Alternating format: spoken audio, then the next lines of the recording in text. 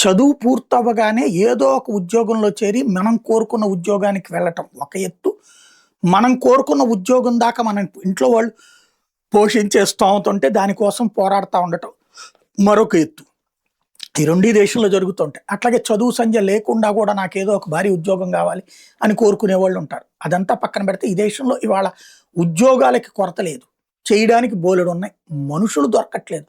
ఓ shopping మాల్‌లో పని చేయడానికి ఉద్యోగాలు ఉన్నాయి రమ్మనమని చెప్పి 25,000 20 నుంచి 25,000 ఇస్తానని బోర్డులు పెడతనే ప్రతి షాపింగ్ కాంప్లెక్స్ ముందు ఉంటున్నాయి. పెద్ద పెద్ద షాపింగ్ మాల్స్ అయన్నీ కూడా. ఎవడు దొరకట్లేదు ఆళ్ళకి. ఎందుకంటే ఇప్పుడు ఉద్యోగం చేసి నెల జీతం తీసుకుని ఎవరి దగ్గరో పని చేయడం కంటే స్వతంత్రంగా బ్రతికేయాలన్న ఆసక్తి పెరిగిపోయింది యువతరంలో. అక్కడ 25,000 బదులు మనం ఏ స్విగ్గీలోనో పని చేసినా మనంతట మనం స్వతంత్రంగా బతకచ్చు.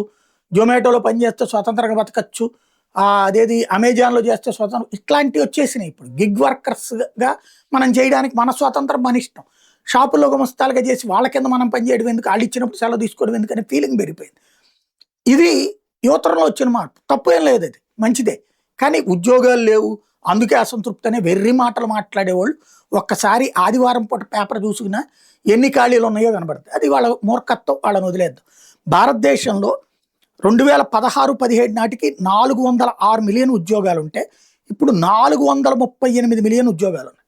అంత పెరిగినాయి ఈ 10 ఏళ్లలో. 406 నుంచి 438 మిలియన్ ఉద్యోగాలు. అయితే దీంట్లో వస్తున్నటువంటిది ఏది, ఈ ఉపాధి అవకాశాలు కాకుండా ఉద్యోగ అవకాశాలు.